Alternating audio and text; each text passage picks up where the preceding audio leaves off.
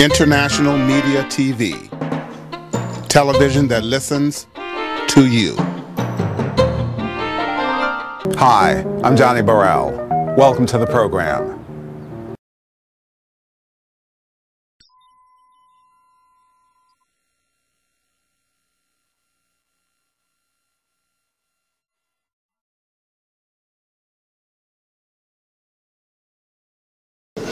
Welcome, everybody. Welcome to Race in the Post-Obama Era, the Politics and Aesthetics of Disruption and Change. This symposium is an event of the Stanford Institute for Diversity in the Arts, the program in African and African American Studies, and The Nation magazine. We especially want to congratulate The Nation magazine for reaching its 150th anniversary. You have been a beacon through hard and difficult times, and we have been grateful for your leadership in driving progressive discourse for over a century and a half. Here's to another century and a half more of The Nation. Thank you. I want to sincerely thank all of you for joining us today. When it comes to race in the United States, it certainly feels like we are at yet another critical juncture. When Barack Obama was elected 7 years ago, he pitched himself as a symbol of reconciliation, able to heal a divided country. Today, 4 in 10 Americans believe race relations have gotten worse during his presidency. We are gathering today in the midst of student protests across the country over race and a global debate over migration and terrorism that has shifted hard towards the reactionary right. We are living through a period of disruption and change. How do we understand how this impacts us as we are living in a country that is rapidly becoming a majority minority? In these times of what I like to refer to as demographobia, or the fear of a changing demographic, how do we think about how to organize ourselves to change the politics and the culture of our moment? As my colleague Jeff Chang likes to ask, if we are all minorities, how do we form a new majority? These are some of the big picture questions that we want to ask today. I want to take 1 minute to frame the discussion within the context of what we have been offering here at Stanford University through African and African American Studies and the Institute for Diversity in the Arts. When I began the Race in Post-Obama America initiative 2 years ago, I wanted us to explore emerging paradigms of race within America's evolving demographic topography. I wanted us to ask who belongs to and in America and who does not figure into our evolving racial landscape. I wanted us to look forward, not backward, towards America's evolving racial future. Last spring, we held a series on one of the most pressing issues of our times, race, policing, and mass incarceration. Speakers like Angela Davis, Jennifer Eberhard, Van Jones, Talib Kweli, and Patrisse Cullors of Black Lives Matter helped us to understand the dimensions of the problem.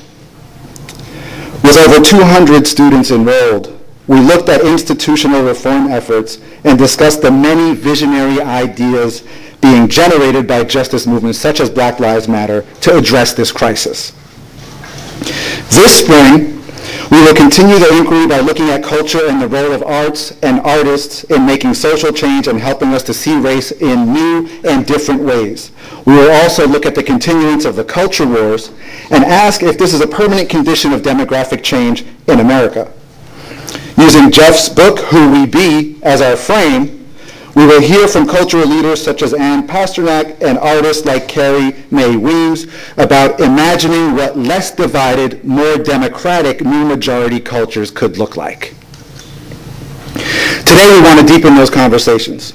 We have organized these panels as discussions. In your program, you will find 2 short papers that we wrote to catalyze this afternoon's discussions. We will hear from our esteemed guests who will respond to these papers, and then we'll open up the conversation to you all here in the room and those of us watching on live stream. Okay? With that, I'd like to bring up Jeff Chang to let you know about the many who helped make this amazing event possible and to introduce our guests. Jeff.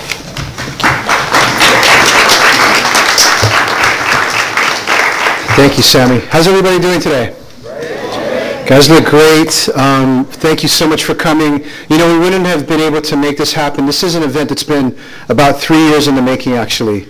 And a lot has happened in those 3 years, and we're going to be able to catch up on a lot of those kinds of discussions and bring it right up to the present moment. But we wouldn't have been able to get here if it weren't for the strong support of a number of different people. So I first want to give it up to the incredible staff at the Institute for Diversity in the Arts. Yes. To Alon Holt. Where's Alon? Alon is running around working hard. To Kareem Alston.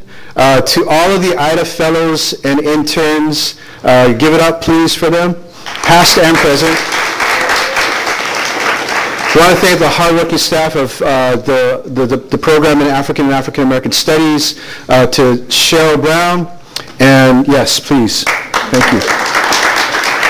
And Jessica Anderson, and to the AAAS Advisory Board, thank you very much. And especially to our partners, The Nation magazine, on the occasion of their 150th anniversary, still instigating progress and change. To Jessica Lynn Diamond and to Katrina Van den Heuvel, thank you very, very much.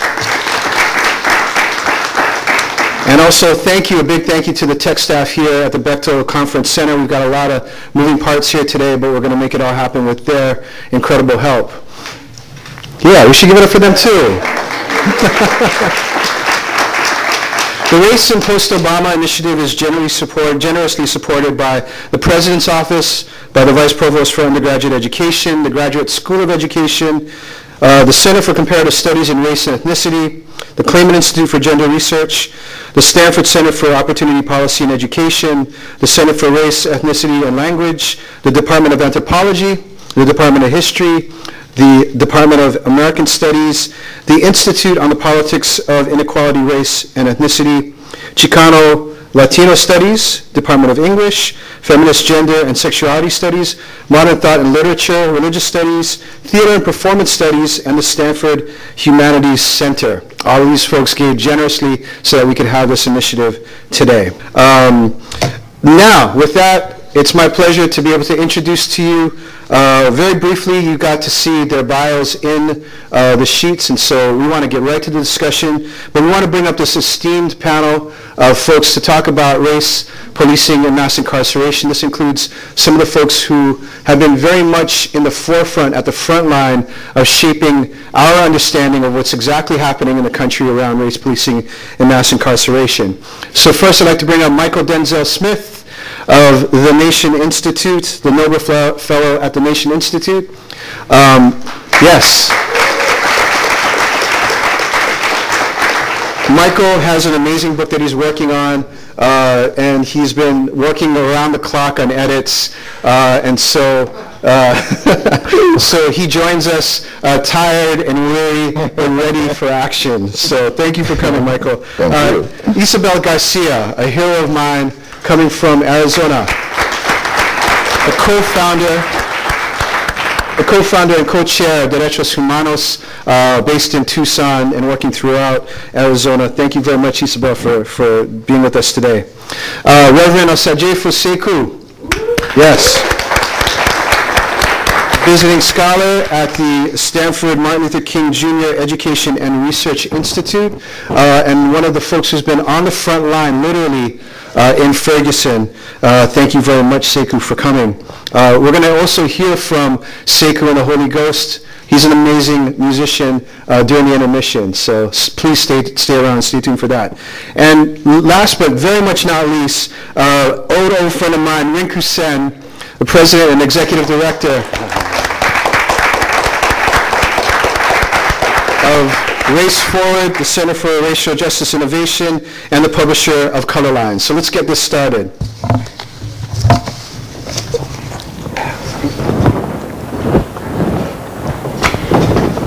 Thank you all. Thank you. Okay, we're going to jump right into this.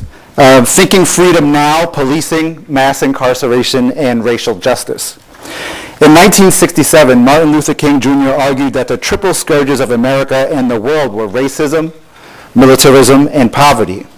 What we have seen over the past decade is that police brutality and mass incarceration have brought together these three scourges in new and devastating ways for people of color, particularly for African Americans. Few observers at home and abroad have missed the irony that what Mychal Alexander has called the new Jim Crow has vaulted into prominence at the precise moment an African American family occupies the White House. These are interesting times, as they say. We have seen the number of deportations that destroy families reach a record level, more than 2 million under Obama.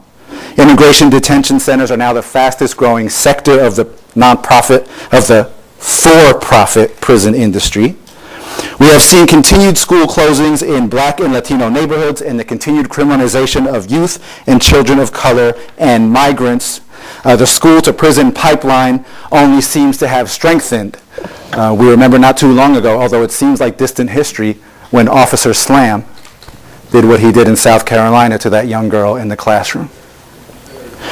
Racial profiling and the surveillance of Muslim houses of worship has intensified, and social media has now given us video after video of police officers brutalizing, shooting, and killing unarmed Black, Latino, and Native American men, women, and children, what some have referred to as racialized police terrorism. In fact, this week, and I pause before I say this, the number of Americans killed at the hands of police shot well past 1,000. Jesus. Wow. According to the Guardian's Project that counted, we are at 1,012, with almost 50 Americans being killed by police in November alone, and this month's not even near to being over.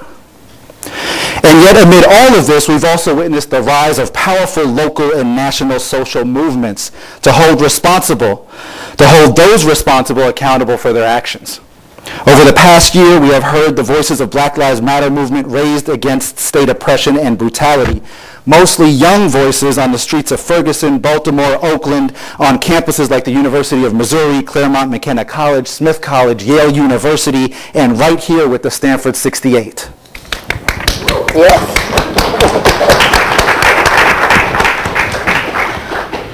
Throughout the nation at all levels, we have seen an overwhelming return to the politics of disruption.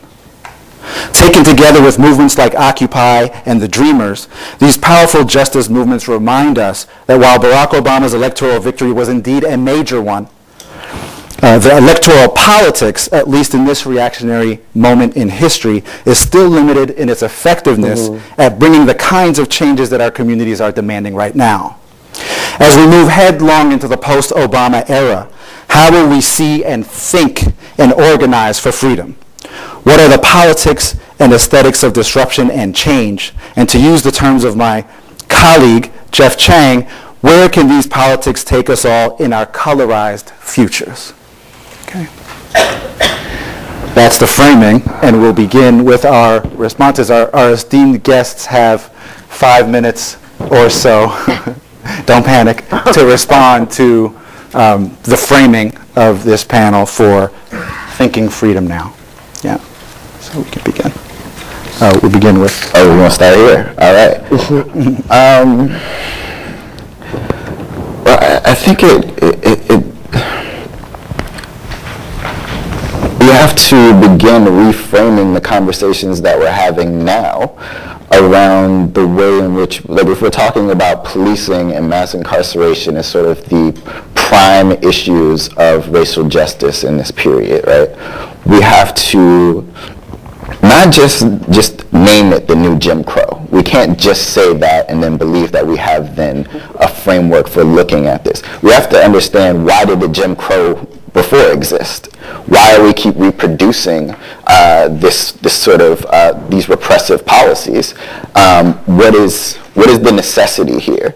And what we have to start asking ourselves is, what is at the foundation of the United States? The foundation is the production and reproduction of the nigger, right? Like, that's what it is. You need a bottom. And since the arrival of the first enslaved Africans, you have had the nigger at the bottom to always point to, for the rest of society to understand this is who is exploitable. This is who is expendable. This is who we will derive all of our economic wealth and what have you from. And what then it's what institutions do we need for that constant reproduction? And through policing and through incarceration, we've been able to identify the nigger again. And it's like when Michael Brown was killed, it wasn't accidental that he was left in the street for 4.5 hours. His body was left in the street to remind other people, remind other niggers where your place is and what happens when you step out of that place. And so when we start to understand policing and incarceration as these sorts of mechanisms, as reminders for other people of their place, and for the reproduction of the bottom class, then we say, why are we so committed to their existence and perpetuation? Like, the existence of these institutions can't be justification for their continuance. So we have to then ask, what purpose do they serve? Do we need them in a society that's built on equality and justice? My answer is no. And so then the question becomes, how do we build that society without these institutions that people have come to rely on for their own economic independence, but also for the American identity? We have to understand that the American identity will necessarily change if we start from justice and equality. And we have to get people on board with that change. Now, we're with the cosmetic change. We're with the election of Obama. We may be with the election of Hillary Clinton. With that cosmetic change, it's like 43 white male presidents, and then we have a break of 2. We're with that sort of cosmetic change, but that doesn't fundamentally change the American identity and what it needs to do to continue to reproduce the nigger.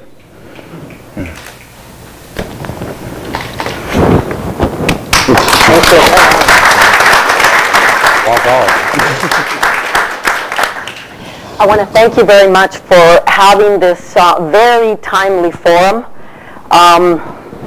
When we think about freedom, and that was the topic here, thinking freedom in this new age, I cannot begin to think about what freedom looks like without the American public having real education. How many people know about the genocide and land theft of the indigenous peoples here? How many people really know slavery and post-slavery? If we don't know that, well, of course we are where we are. Are we shocked all the articles that talk about having Confederate flags? We have Confederate flags because our society and our government has refused to tell the truth about our histories, and we cannot make changes. We cannot make changes until we demand that the truth be told about slavery, post-slavery, the indigenous, the slaughter of indigenous people, the theft, and I'll talk a little more in detail, the importation of cheap labor at the beginning of the 1900s that we have purposely brought in, that we don't, how many people know about our war on drugs and the 100,000 deaths in Mexico and who it's benefiting? How many people know about our immoral, illegal war in El Salvador that has caused thousands of Salvadoran refugees? I'm telling you what, it's almost zero. The American public is so ignorant of the history of the foundation of this country that how can we go forward? Germany went through a horrific thing. What did Germany do? Germany committed, and I'm not saying Germany's perfect, Germany committed to tell the truth. So do you think in Germany there's a lot of, anti-Jewish sentiment? No, because they took it on. And they have statutes, they have educational materials. Here with slavery, what does Texas want to do? Erase the name of slavery and call it what? the triangle exchange, I forgot the name, that the encounters. They want to call it the encounters with the indigenous people, with the African American people, and all. And until we begin to tell the truth, we can't go anywhere.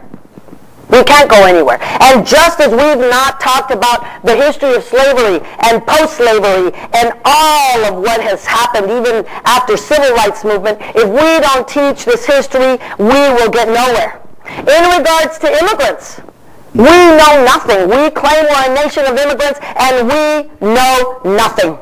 In my history book, I read about the Mexican-American War in a little paragraph like this. Never talked about immigration, never talked that we took over half of Mexico's land. We don't teach about manifest destiny and how that allowed for the exploitation and abuse of people and land theft and all. We don't talk about it. And the face of the immigrant by and large is Mexican. It's all changing. We've dealt with immigrant groups differently. In fact, it was the Chinese who bore the brunt in the early 1900s, and we exploited them, abused them, they died, we kicked them out, and we imposed a head tax. For any worker that a company wanted to bring in, they had to pay a head tax. So what do you think the money forces did? Well, they went to the Department of Treasury. At that time, immigration was under Department of Treasury. Then we became a labor issue, then Department of Justice, a legal issue, and then the worst thing that's ever happened to all of you and me and all of us, but especially the immigrants, in 2003, we went under Department of Homeland Security. But early in the 1900s, those industrialists formed a commission, Dillingham Commission. They decided, how are we going to build without cheap labor? What are we going to do? And it was very easy. You turn south, and what do you think they got? They got the departmental order of 1916 in the Interior Department saying what? Exempting Mexicans from the head tax.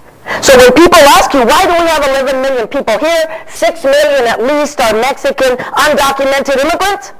Well, nobody has the answer, right? They just say, oh yeah, Mexico's, we're inferior. Basically, that's the bottom line. It's American exceptionalism, and everybody else is inferior. That is the narrative that the American public has. And until we deal with the truths about this, we will get nowhere.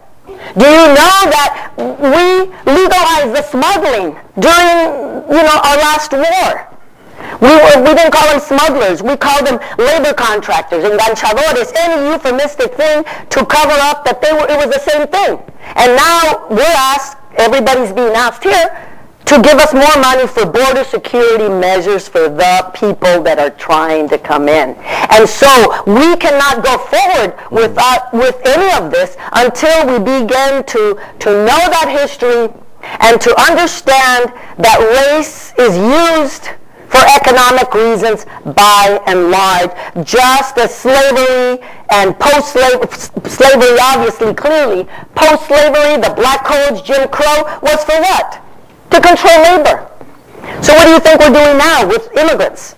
It's to control labor. And since the economic restructuring worldwide, we have seen mass migration everywhere. It's the exodus of the poor, people fleeing, and people trying to rejoin families. And how many people know that since this economic restructuring, we are asking everybody to be global, and we're asking the nation states to be nothing but gatekeepers for the transnational corporations. And let me tell you, if you violate that, well, you're in detention. How many hundreds of thousands have we had in detention?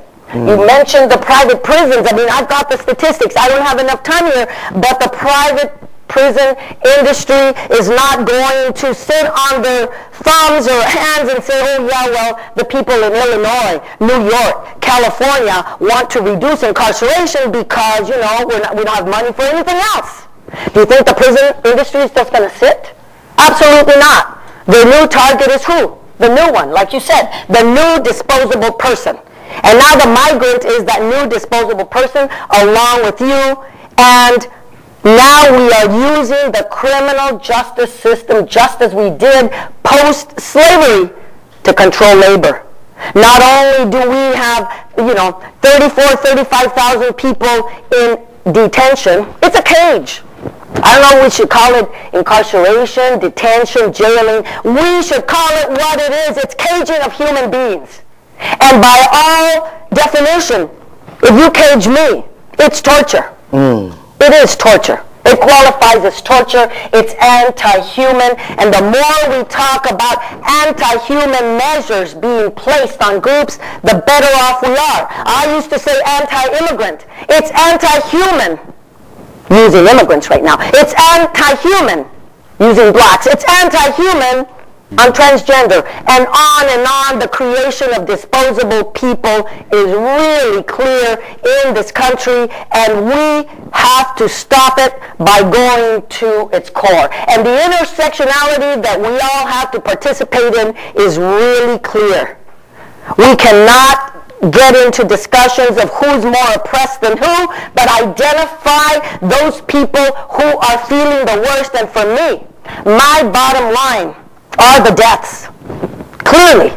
The deaths along the border, none of us flinch or anything because nobody shot with a weapon in terms of death by policy. We just walked with 137 new crosses. Only 37 of them had names that were remains found on this border. 100 were unknown. What kind of violation of human rights is that that family will never know? And we have hundreds of thousands to the south.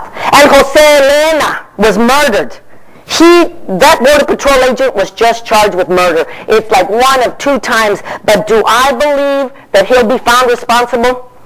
I'm hopeful, but I don't think so. Carlos Lamadrid, a U.S. citizen, Chicano, at the border, he had 40 pounds of pot in his car. So he ran in his car and was scaling the fence, and they blew him apart with hollow point bullets. 7 hit his back, and they said it's okay. Anastasio Hernandez, you just saw, he was tortured years ago. And of course it takes forever for them. If you do something, it's immediate, but for them it took forever. Anastasio Hernandez was tortured to death, and it's on video, and they just decided last week, no charges. And so, if we talk about intersectionality, it has to be having real solidarity with the ones that are suffering the very most, and then we have to come together.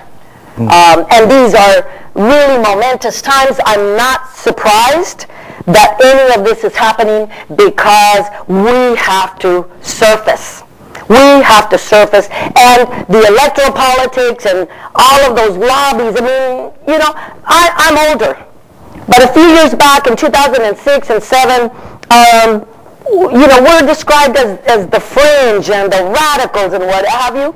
But the new people, the dreamers, boy, I've been waiting for all of you because the dreamers have brought, you know, have corroborated what we have said all along, and it is the dreamer generation. And remember, 6 million Mexicans tied to agriculture had to pick up and leave because our imposed NAFTA.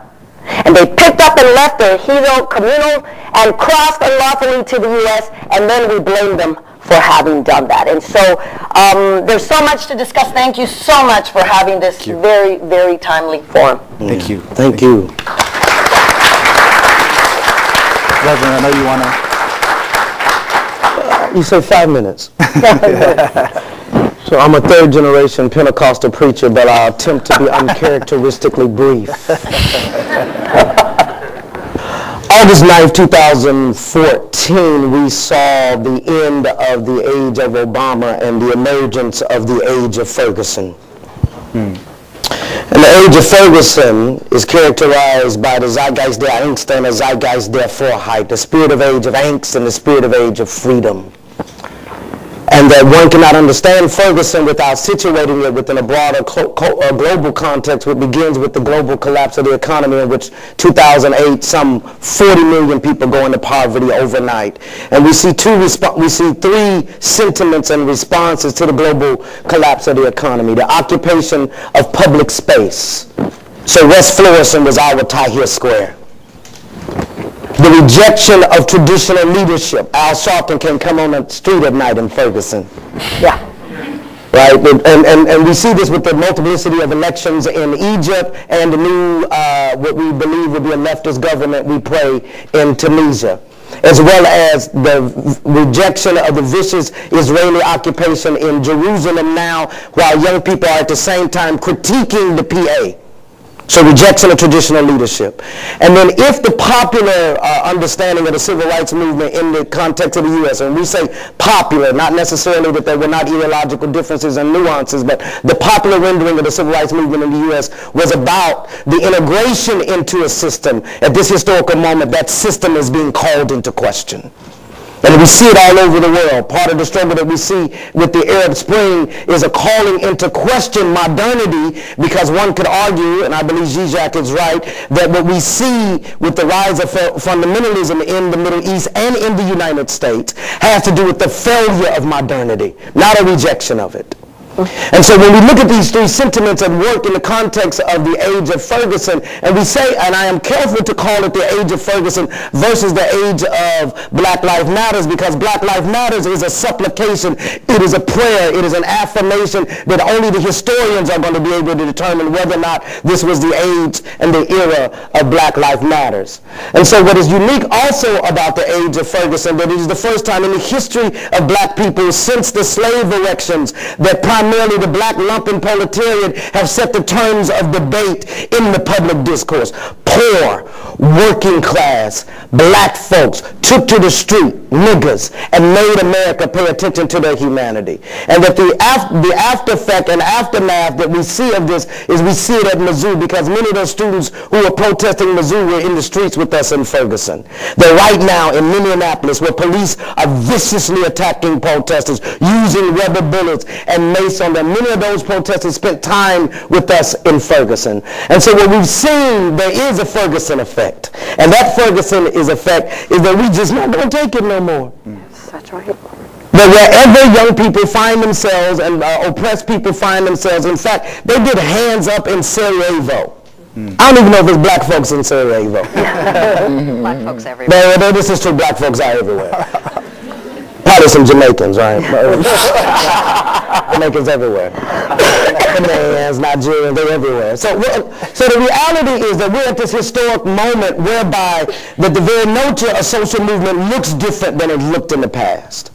And part of that difference, again, just repeating myself, is around the occupation of public space, disruption, around the rejection of traditional leadership and traditional methods, as well as the calling into question the various systems that historic generations before us were struggling to be part of, led by primarily queer, black women, many of them single mothers, who have also rejected black respectability, but that's not necessarily the same as black dignity. Because part of being black in America is the constitution of the black self, which is obsessed with black dignity, black self-determination, and black self-respect, which again is different than a respectability politics that says that there are only certain forms of social movement and certain engagement that become relevant in the context of engaging with the state. And then lastly, part of that struggle, part of our struggle has to do with what are the ways in which we're going to come to terms with the failure of modernity in our social movements while buttressing the various forms of new forms of social movements that are emerging, and the ways in which young people are making a different set of critiques. So for instance, Tori Russell is here with Hands Up United. They've reinstituted a book. They've reinstituted one of the Panthers programs around feeding young people called Books and Breakfast, right? Because one of the questions that emerges for us is the ways in which people are going to engage the state. And given the fact that the emperor has no clothes and that the vast majority of black political capital has been spent for the past 50 years on electoral politics, the young people who are in the streets in Ferguson and around the country turned out in record numbers for Obama. And what has it gotten them? Absolutely nothing. And so, we have to shift in such a way that our vast majority of our political capital cannot be spent on electoral politics. And so many young folks are opting out. Right? So you see co-ops, cooperative forms of economic arrangement, do for self, the emergence of a different discursive language that looks very differently, and that this generation has rejected the false dichotomy between King and Malcolm. They will do both. They will engage the state and demand that the state provide certain sets of resources as it relates to ending human misery and alleviating the suffering of black people while making a strong stance on the question of self-determination. This is what Jasiri X is doing with his new album, Black Liberation Theology. It's a rejection of the false dichotomy. It's saying that we fundamentally understand that the state needs to be arranged, and at the forefront is an ideological critique. And let me end on the ideological note. That we're at a moment whereby we have a viable democratic socialist candidate in the U.S., even in a morally bankrupt electoral politics, because you don't get Bernie Sanders without Ferguson. Yeah. That he is a result of the suffering and the blood of young people in the streets, particularly in Ferguson, and that someone can talk about a socialist politics because Ferguson is the standard of the discourse. Angry young black folks in the street, a lot more scared than an old white man talking about democratic socialism. The niggas in the street sets the standard. And so it opens up the space because social movements, King reminds us, are thermostats. They set political climate. And so young folks have set the political climate, and then electoral politics and public policy are the thermometers. They measure it. And so we see with the politics of Bernie Sanders the possibility of a reality of rearranging American society in such a way in which the state is held accountable while young people are still have the option to retreat and engage in new forms of social movement. Great.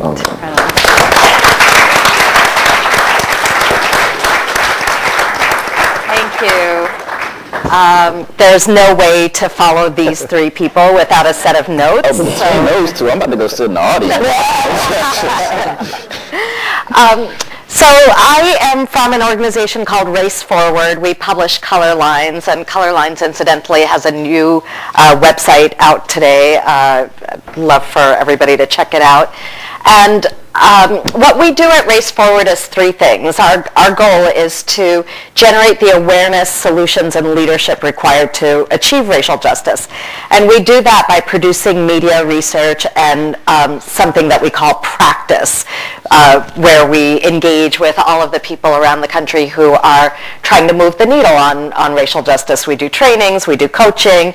And so my twin obsessions that I would like to talk about today in this context, the first is redefining racism itself and really thinking about it differently than we have traditionally. And the second is building multiracial movement to take on that racism in its appropriately understood forms. So if I start with the first of those obsessions, in the age of Ferguson, what social movements have asserted is that racism still exists and that its stakes are life and death. They are very, very high stakes. This isn't actually, although microaggressions are upsetting, this is not fundamentally about whether or not you cut me off at the subway line or, stepped on my foot while we were going up the stairs. We're really talking about life and death kinds of stakes. And the current movements against police brutality, what they have done is generated a lot of popular discussion about that question. What is racism? Does it in fact still exist? And if we believe that it still exists, what do we do about it? How do you deal with it? And if there is in fact some shortfall in the current ways we have of dealing with it, civil rights laws, open elections, etc., then we have to come up with other remedies and solutions. So from where this panel sits, whenever we look at an incident of police brutality or an incident, to us it's very obvious that racism and discrimination was at the heart of that incident. We may not know exactly how right at the beginning, but we know that it's there. But for people who don't experience the kind of violence done on their bodies and on the bodies of their loved ones that we experience, then there are all kinds of other explanations that are possible.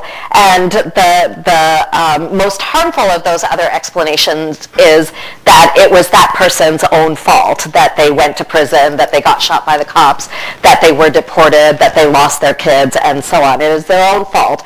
And the media drive a discussion that is obsessed with pinning down the racist. Is that cop the racist? Is that judge the racist? Is that politician the racist? And we're caught up in a circular discussion where we're trying to pin down racist intention. And the problem with that is that it doesn't actually matter whether that intention is there or not. We're having these discussions under a definition of racism where it is always intentional and individual and overt. And so if there isn't a noose hanging and bad words being thrown around, like actually written down, they are words I cannot say, but I know we're all sympathetic with that. That's why we're here. That's why it's really important to have multiracial people. So the thing is that, most Americans think of racism as always individual, intentional, and overt, and they can't then recognize it when it is in its systemic and unconscious and hidden forms. So that redefinition is at the core of what we need to do right now. But systemic analysis has its own unintended consequences that you have to watch out for. Right here at Stanford University, Jennifer Eberhardt has pioneered the study of implicit or unconscious bias. I mean, that is the most useful concept. The idea that our brains, with or without our permission, mostly without our instruction, make these very fast associations between how somebody looks and how they must be, what their character must be. Rapid associations based on needing to decide, is this person in my group or out of my group? So, and we now know from neuroscience that association skews toward white preference even among people of color. So you don't have to be white to prefer white, and you don't have to be knowing that you prefer white to prefer white. So that is a very important idea, and it helps to explain a lot of the racism that I experience that no one can claim to be dropping on me, dropping on my body. It's the racism without racists. How do you get that? You get it through implicit bias. So the thing is, I spend a lot of my time talking with groups of white people and small groups, large groups, one-on-one, and they love the idea of implicit bias. They love it because it means that if I have these biases, it is not my fault. And I am sympathetic to that position, and I actually agree. You can have those biases. It cannot be your fault. But they tend to start loving the concept less when I remind them, well, it's still implicit racial bias, so it's not just we all have all kinds of prejudices against each other, you ride the subway, I drive a car, you drive a regular car, I drive a Prius. Like, that is not what this is. It's about racial bias. And they don't always love it when I say, and it is still bias. It is still discriminatory. Whether you're in control of it or not, it still has these horrible life and death impacts. So one consequence of talking about systems and of bringing in all of the technology and science that we have access to is that we can muddy the definition of racism in ways that might end up working against us. And we don't want to expand the definition, but expand it so far that we can't actually get to anywhere. The way that we get around that at Race Forward is that we focus really in a laser way on impact and solutions. Because intention might be unprovable, it might not actually exist, might not be bad intention, it might be strategically hidden, it might be unconscious, but whatever the case, intention is impact is how we're going to actually understand what we need to do next. And solutions are the way that we express what we think the problem really consists of. That solution, the set of solutions can range from abolishing prisons to mandating body cameras, but just the fact of having a discussion about solutions means that we can assert the institutional nature, the systemic nature, the unconscious nature of racism. I'm out of time, so I'm just going to touch very briefly on my second point, and then we'll have lots of time to talk about it.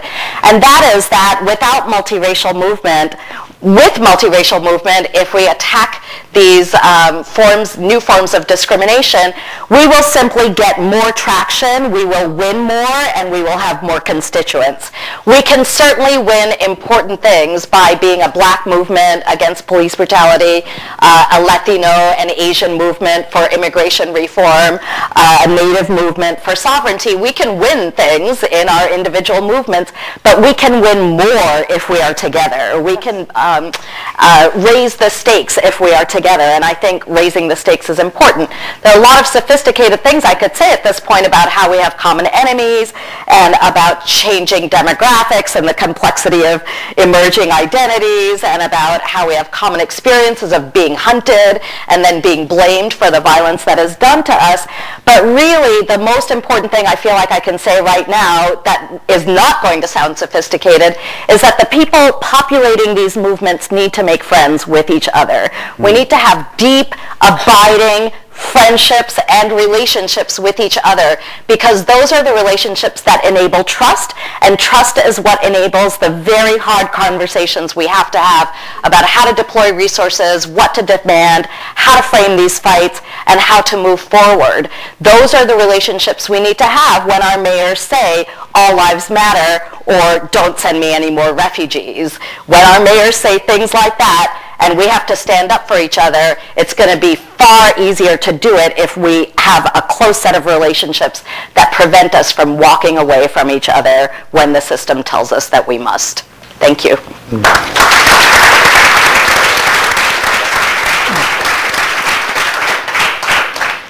Rinku, thank you for bringing up that last point, because I think we're going to have a chance to talk a lot more about that. There are so many questions and interesting issues that are raised that I hope we have a chance to get into. One of the things that we wanted to do when we were beginning thinking about the race and post-Obama America initiative was to look at multiracial coalitions and the promise of multiracial coalitions for a new kind of politics in the United States. I think in having these conversations with Jeff Chang, Professor Gary Segura in political science, Claiborne Carson in history, Ramzi Salti, as well, forming a coalition ourselves and thinking about this here, I want to get the panel's sort of opinion, and whoever wants to respond to this, about what are the ways, sort of the concrete ways in which these justice movements can intersect, especially in forcing us to think about how to link racial justice movements across communities. What have you seen in your work? I mean, for too many of us, we see racial silos, right? But what have you seen in your work, and what are some examples, perhaps, of what has happened and maybe what can happen? Well, you know, I would want to begin with, you know, white folk come to me all the time, they say, you know, Reverend Sekou, you know, they've been to them workshops, you know, them anti-racism workshops. And they don't teach them how not to be racist no more. So, you know, I'm an ally, blah, blah, blah. And and so the next question I usually ask them is that, have you ever been to a black funeral? Does somebody love you enough that when they put their mama in the ground, they want you standing next to them? That's a different, what you call deep abiding friendships. That's a different kind of relationship to black suffering and black misery. Now, I have to admit, I'm suspicious of the multi-racial discourse, not because I've been knowing Rinku for 20 years, so I know that ain't what she's talking about. But I'm suspicious of the multiracial discourse that does not begin, because the shift to diversity, the shift to multiracialism is often about the subjugation of black pain and misery.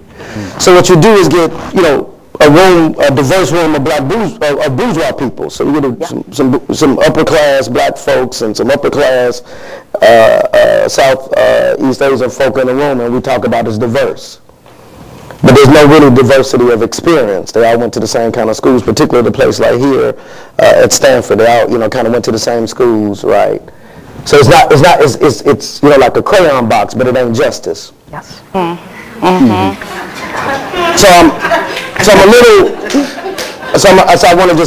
just pumping the brakes, not because of that. I just want to keep track of that. And then the other piece for me is the ideological question, right? So, because at this moment we've been able, because of Sanders and others, we've been able to right? Because Ferguson itself is a left of center movement, right? And so we have to name that, right? Black Lives Matters emerges with 3 black women working on immigration, working on police brutality, and working on domestic worker issues. That's a left of center formation. And if Black Lives Matters is the word, Ferguson is the word made flesh.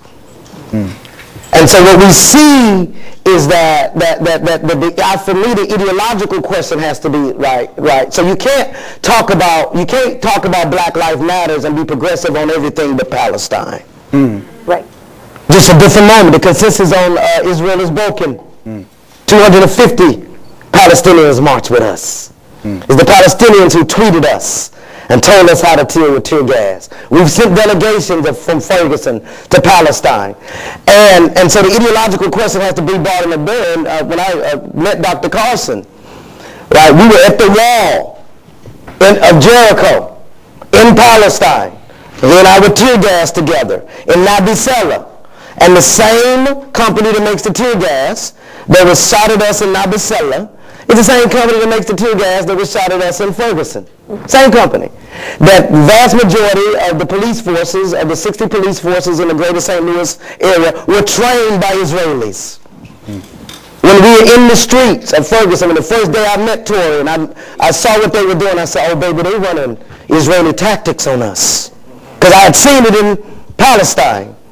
And so at the ideological level, I think that we can have a real conversation about, because if it's simply about integrating into a morally bankrupt system, then we're going to have some challenges. But it's about a reconsidering. So if it's about black folk, trans folk, straight folk, queer folk, Mexicans and Southeast Asians and Arabs, about reimagining the possibilities of a world outside a morally bankrupt system with a stinging critique of modernity at the ideological level, then I think we can have solidarity. Because if not, we've had a multiracial coalition. That's what put Obama in the White House. Right? And he's the drone president. Deported more undocumented folks than Bush. So we've had a multiracial coalition. So if we're going to have a multiracial coalition, I think it has to be articulating some form of ideology that brings a critique to capital, that is anti-imperial, that is about honoring and centering the bodies of queer folk, and keeping track in the context of the U.S., and we can fight over this, in the context of the U.S., I think it has to be black-led. Yes. Right? And if we can move the media at the ideological level, I think we can get some victory. We have a response to that, I'm sure. Yep. On the panel.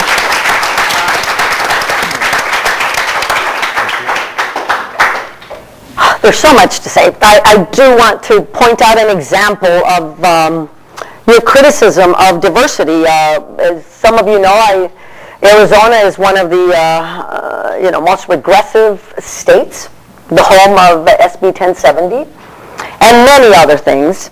We're also home to 2281, which was a bill that said ethnic studies cannot be taught. And really, they had one program at Tucson Unified School District that was the target. It was the Mexican American Studies that was bringing at-risk youth of all colors, I might add, into a reality where there was relevance in their life. They were going to college. All the statistics showed that this was a success, and they were not going to have it. Our kids are supposed to be in prison and not in college. And that's the reality. People don't want to hear that sometimes, but that's the truth. They cut ethnic studies, and they said, we're going to have a multicultural department now. And And that multicultural department has been used to sabotage a very successful program. It's as when people say, well, all lives matter. Well, if all lives matter, why have we been shooting and killing black folks? And so I think it's really, I agree that it's really important. I also want to bring up the point of indigenous peoples. Yes, yes. Indigenous peoples are ignored, trampled. Historically, indigenous people, even today. I just read that the climate conference in Paris has excluded who from having a major voice? The keepers of Mother Earth. Our indigenous past and our indigenous ancestors had more to say about how to take care of Mother Earth, and yet instead of calling them in as the experts, they're being excluded. Mexicanos are indigenous too. It's really taken a long time. I've always said, well, African Americans vote their interest a lot better than Latinos do, and that's because you're black. You know you came from slavery. What do our poor kids know? They know nothing. They've taken our language from us, clearly our culture. They have absolutely no connection to our indigenous past. I mean, there were several hundred Spaniards to millions of indigenous people. What does that make us? And the resistance is huge for us to be indigenous.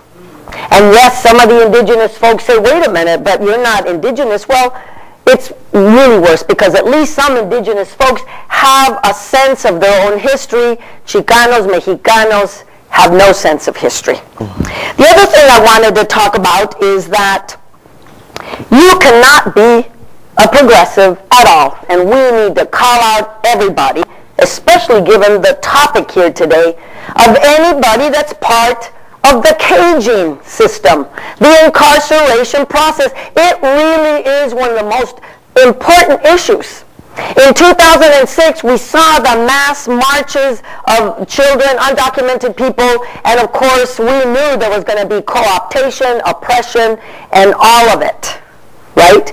And these young people are now, of course, the dreamers and leading this. But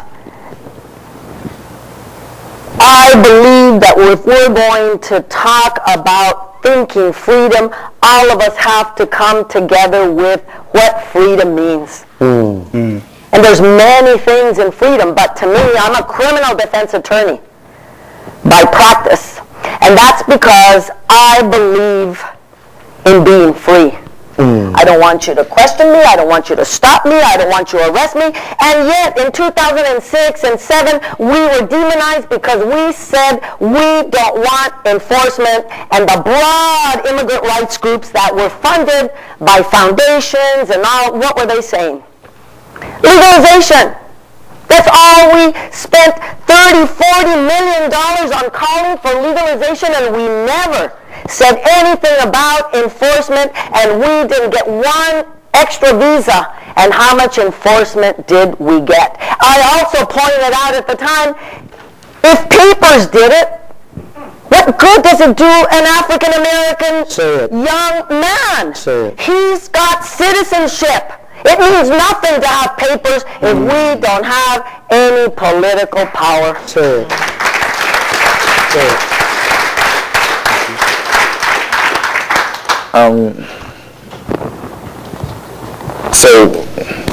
I guess to sort of get at, and piggybacking a little off what Sekou said, racism is constant, but race is ever changing. And I think this is what we're talking. This is what we have to understand when we're talking about building multiracial coalitions, right?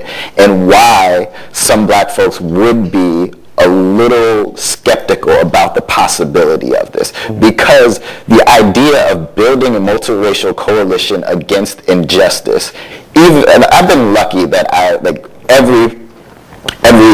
all the indigenous folks that I talk to, all of the Latino folks that I talk to, all the Asian folks, understand the interconnectedness of our oppressions and understand the ways in which the incarceration state has operated for all of us, the ways in which we've all been disadvantaged through education, the political system, economically. We understand this, right? But we could have said the same thing at the end of the 19th century and substituted in the Irish and the Germans and the Italians, and they were considered races, right? So race is ever changing. What happened then? The progressives decided that poverty was an issue, that the drunkenness of the Irish was an issue, that the abuse in these communities was an issue, and they should take it on, and they should invest in these communities, right? What happened? They got offered whiteness. Yeah. That's what happened. The privileges of whiteness were bestowed upon them. They were considered separate races at the time, but then someone took pity on them, decided they were white, and gave them all of the privileges and powers of whiteness. So now, you're asking black folk to build multiracial coalitions with people that are experiencing those same type of oppressions. But what we're sitting back wondering, but what happens when they offer you whiteness? And that you can't answer that question. You don't know what you're going to do when that offer comes to the table, because whiteness is pretty fucking amazing. But it's dependent on exploitation of others. That whiteness, it is. if it were to be bestowed on everybody, it's, that's the thing. Because again, blackness remains the bottom. We still, like, the nigger never goes anywhere because it's always black. Now, you produce a new one, you produce a Latino nigger, you produce an Arab nigger, but then you can offer them whiteness later on, and you still keep the black one because that's the foundation. That just doesn't go anywhere. But here's the thing. So we know that whiteness offer is already on offer, and more offers are coming. And it's not, I mean, just one little quibble with the history, it's not that the English realized that they took pity on the Irish, the Germans, the Italians. It's that they realized we need their numbers in order to beat back the free black folks, basically, and the few Asians that were here at the time. So there was a demographic calculation done, and that calculation led to the changes in classifications, right? The legal changes and procedural changes. And I guess what I would say is that if we know that those offers of whiteness are coming, Asians and Latinos and Native folks too, much more likely to reject it if black folks have in fact been treating us as part of the racial justice movement than if not. So I understand, because I've been doing this work for a long time in multiracial settings and in California, where I could see that many people could build multiracial, no black people there, doesn't really matter, didn't really notice, that Asians and Latinos can't be a substitute for black people in the presence of black people. So I think what I would be aiming for is a movement that has pro-blackness at its core. So we talk about recognizing the role of anti-blackness. I think our racial justice movement has to actually be pro-black, blackness in all of our communities. You know, black folks really are everywhere. So I think that for black leadership, that is a serious question about how you're going to proceed, in relation to the rest of us. And for me, the serious question is, how can I prepare my people who don't identify as black to identify as black, so that we can move forward in the movement that we need we need. And diversity can't be the goal. It just can't. That is not the goal. Justice and equity have to be the goal. And so all of our institutions and organizations and companies that have diversity committees, you have to get them renamed the Equity Committee at the very, very least. That is a basic starting point, like rename the committee so that we're aiming for the actual thing that we want and not for the box of crayons. And just one last thing I will say later, having said that, I want to come back to the intersectional practice question, but also, I don't want to, the interesting thing about the state, they tear gas white folks too. Indeed they do. Yeah. And so I've been tear gassed and arrested with plenty of white folks and Asian folk and Southeast Asian. The jails in Ferguson and Greater St. Louis have been multiracial as it relates to social movement. And so I think that part of what I'm trying to get at is, the SNCC question. Dr. Carson wrote the definitive book on SNCC. Where your body at? Right? So it's one thing, right? So for, I've known Jeff, I don't know tell you how long, but we've known each other a while. So I've been in the street with Jeff. Right? That's what makes the difference. And so I think that the possibilities of doing racial justice work and doing a multiracial movement is that where is your body? And so if white folks are showing up, right, so there was a whole delegation of API come to Ferguson and spent time with Hands Up and other organizers. It's a surge. Of Asians and Pacific Islanders. Right. And surge, the white folks, Doris Silverman and them, who've been doing this work and have been showing up. They're wearing white folks out in Minnesota right now. And so I think that, so part of me is that I think that if we can transcend, because one of the things that I think has happened in the kind of multiracial diversity industry is that we've assumed that the classroom and the workshop was the primary site of struggle. But the primary site of struggle is in the street. And I'm not saying that I do think everybody needs to come get baptized. I believe that. I believe at least once, when they're handing out tear gas, you need to come get some. Right, because I think something that happened. For me, I said all the time, I was born again in the streets of Ferguson.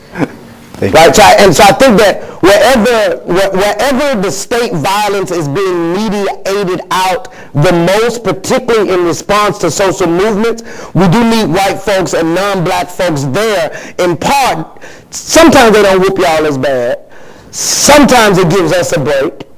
But also, because they're going to see you as a nigger lover, they're going to give it to you extra. That's what we saw in the Civil Rights Movement.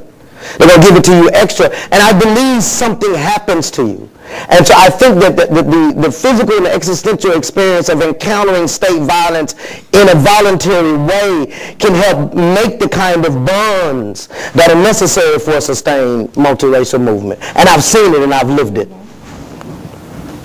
I think this is a great discussion, very nuanced, productive tensions emerging, but I think it's a necessary discussion for us to have, which is why we began with it, and I'm sure we will carry, I hope, this particular point we will continue to discuss, because I think it's critical.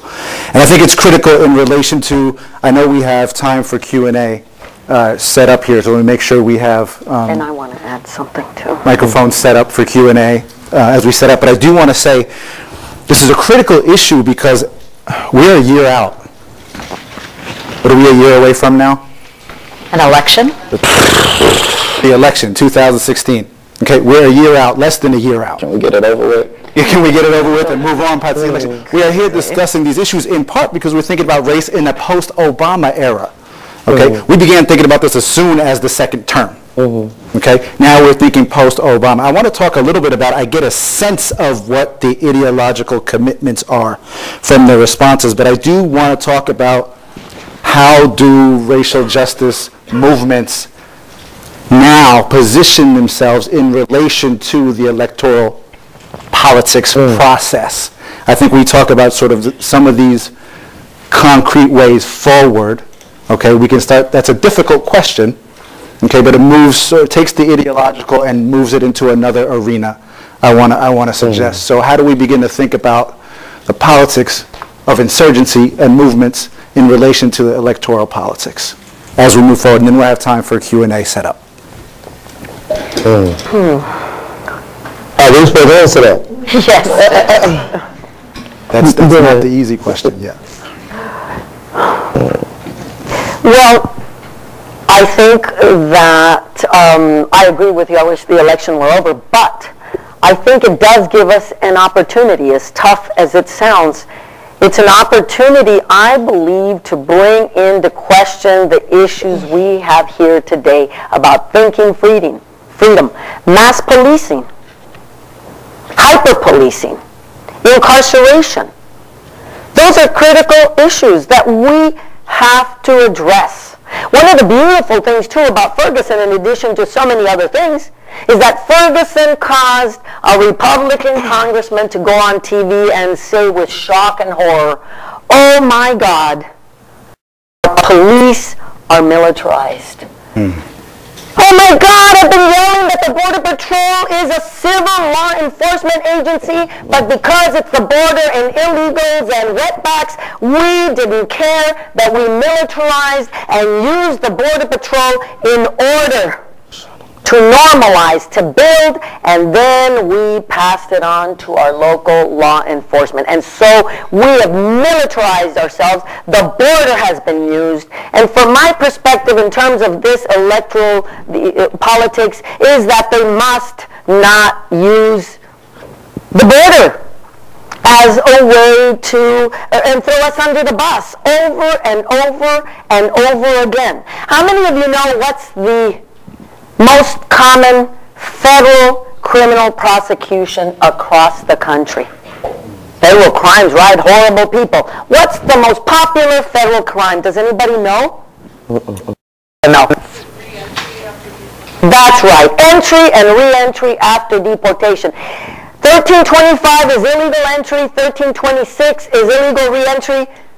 We have in Tucson, Arizona, at 1:30 in the afternoon, every day, 70 people in chains. Now, I've taken African folk there, and they leave and they say it reminds me of the blocks, the sale blocks and stuff. You go in there, and in 30 to 90 minutes, depending on the judge, we go through an entire criminal process with people in chains, en masse. 70 people go out with a criminal record. 1325s, guess what the incarceration rate is? 98.7. Okay, we're a mass incarcerated country, and that's based on what we incarcerate 44% of the public or something like that, or the people we convict. In illegal entry, which is literally doing this, crossing, 98.2% receive prison. In CCA and GEO, the two private corporations. And they all give money to all the politicians. 1326, the re-entry, 98.7% of all of them get prison. So for me, in terms of coming up to this new election, I think we have to worry about mass policing. The technological advances have permitted cops to do anything and everything. I'm sorry if any of you are police officers, but by and large, the police agencies are corrupt. They've been given so much power by you and I. They act with total impunity. If we don't make that our bottom line, the not killing of brown and black and other people, then we are going nowhere, because that has to be the focus of all intersectionality, is go to the bottom line, and we have to stand with each other there. And so just in terms of like how to proceed with the electoral political process, if they're going to be talking about our issues, we can't see the terms of debate to them, right? And we have to, the language has to be different. Like Rinku was saying, like, don't use diversity. It needs to be we need to be talking about equity. Don't use diversity. We need to talk about justice. Don't say police brutality, like that's their job. It's just policing. Yeah, policing. We can't use, like we can't talk about reform. Reform is perpetuation of an already unjust system. We need to be talking about abolition. Like, I'm an abolitionist, right? Because what we're talking about is somehow trying to use institutions that are built on repression as tools of justice. Right. That doesn't make any sense to me, right? So we're talking about, like, the idea that if we arrest police officers for doing what we already asked them to do, that they'll somehow stop doing it. No, we have to reframe the way that we're thinking about this. We need to say, not, what does better policing look like? What does community policing look like? How do we improve police-community relations? That is not the question here.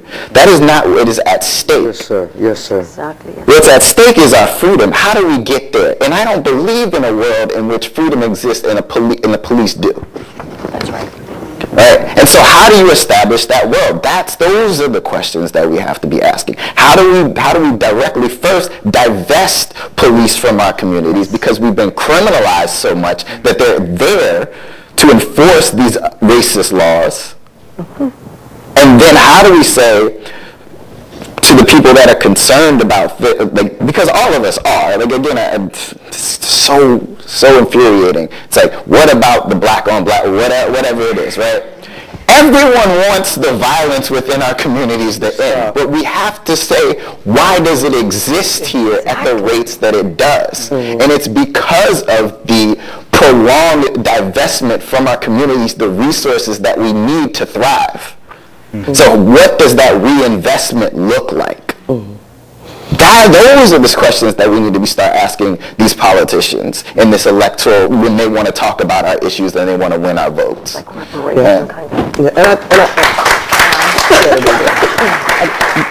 Before the great David D. speaks, I just want to say that, if two slaves kill each other, that does not make slavery moral.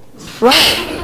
And so part of it is that, as you're talking about reframing the discourse, is that much of the conversation that we've had in America is that we vacated oftentimes the discourse of racial justice, but definitely in the popular discourse, is the language of oppression. We vacated of the language, right, because of the epistemic skepticism that characterizes most of postmodernity, in which nobody kind of takes sides. Some old-line modernists. I take sides, oppressed and oppressor, right?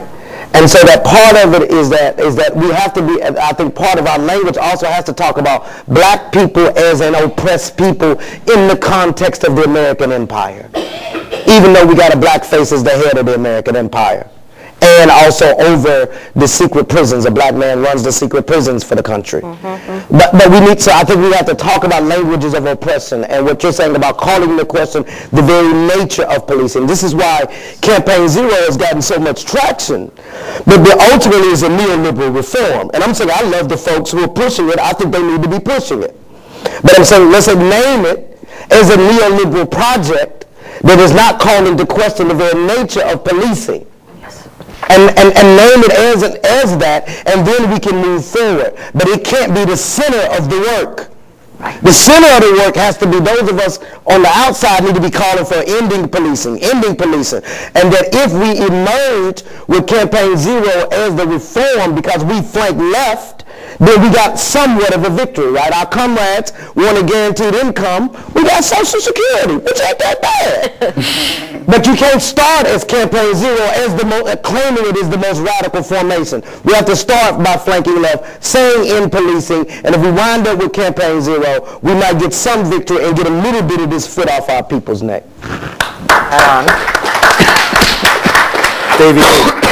My question is this, maybe it's a little complicated, but part of what I'm hearing in the discussion and the concern about multicultural alliances or coalitions is the anti-blackness that we find in so many communities.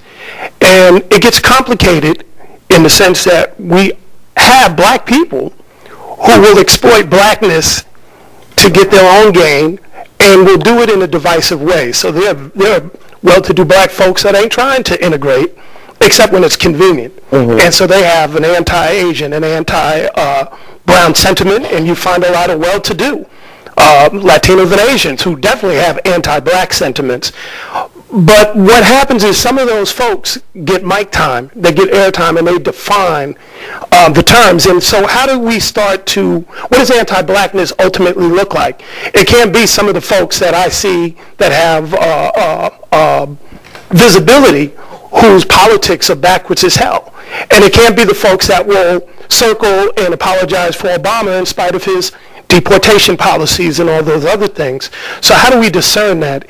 And when we talk about multicultural alliances, what is the model? What I heard you talk about, Sekou, is what the Black Panthers were doing. They had an ideology, and that's what they lined up about, right? But are we talking about the Panthers, and are we really studying if that's the model? And lastly, how do we deal with the cultural nationalism that exists in so many of our communities, especially black and brown, where it's like, look, that's them, this is us, and this is what we're going to do. And we're not trying to integrate, and we have very visible people in both our respective communities that will sit there, sometimes in public and sometimes behind closed doors, say, them brown folks, they need to roll. Them black folk, we're not trying to deal with them. And it's a sizable number. So how do we start to really break a lot of that down? We're getting ready to wrap up, so I'm going to try to be quick. Those are really, really important and excellent questions. Thank you for bringing them up. The framework I would offer is that we are one movement, not many movements in alliance with each other. I think it's a shift in how we see ourselves and how we see each other. But if we're in alliance, that means we're planning separately, we're building constituents separately, we're developing separate sets of leaders, we're raising our money separately. These are the practicalities of like running campaigns, organizations, movements. You have to have money, you have to have people knowing where they're supposed to go and what they're supposed to do, and you have to have a set of big ideas that everybody understands and that are shared. So there's real work that has to happen to produce those things. The raising of money, the development of intellectual capital, the political education of our folks, etc. And if we're doing it separately, and thinking, oh, at some point we'll hook up with each other and be a multiracial something, it's not going to happen.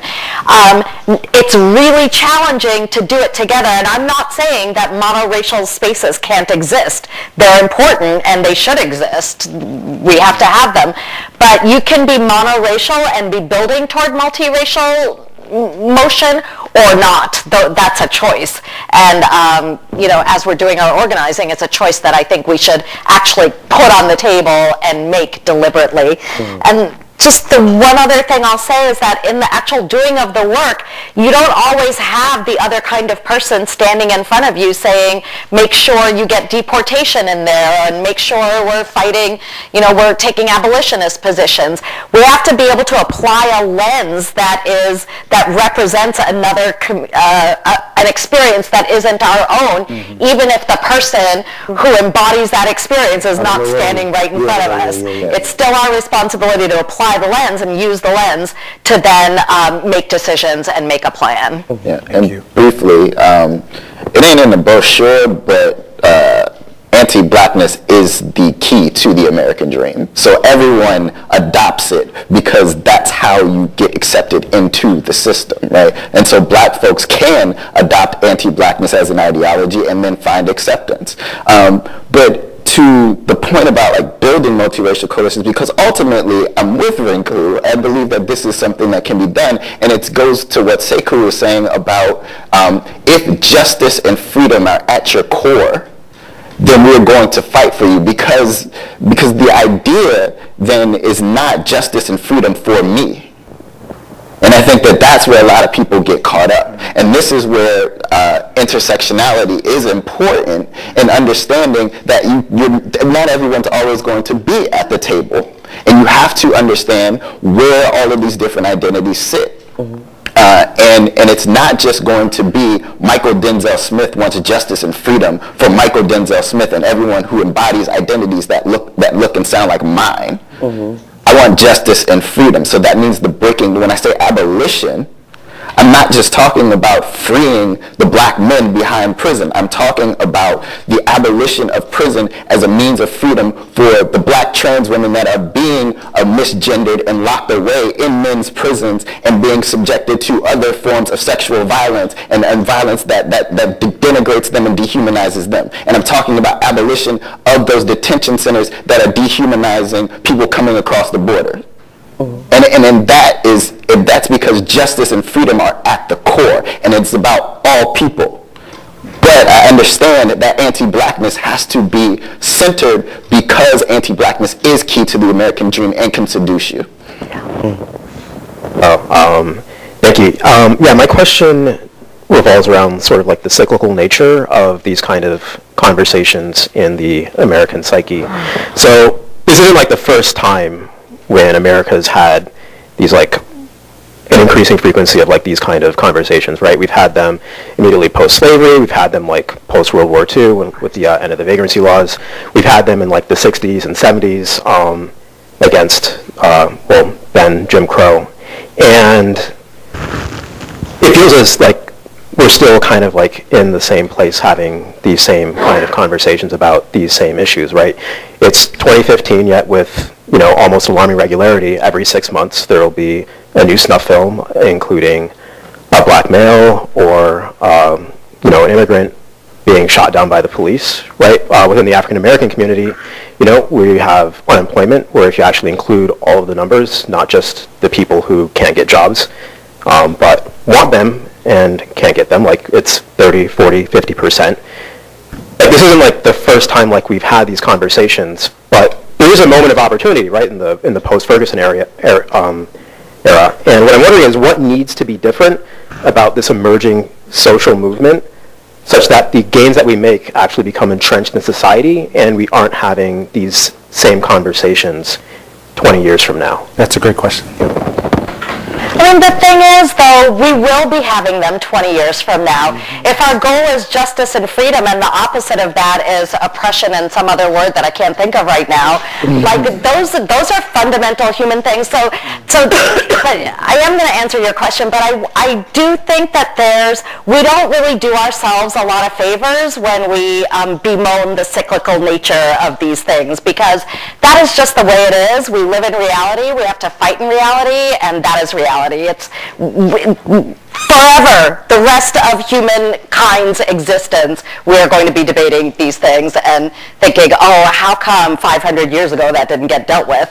So, however, in a moment of opportunity, what we have to do is think about what we're demanding, what institutions we're setting up, what alternative institutions we're setting up, and how we're going to move what works great in our alternative, in our community institutions to how we're going to move them to scale through the institutional action of different kinds. Some of it will be legislative, some of it will be regulatory, some of it will just be new practice. You know, hospitals decide we're going to run diagnostic protocols differently so that everybody gets the care they're supposed to get.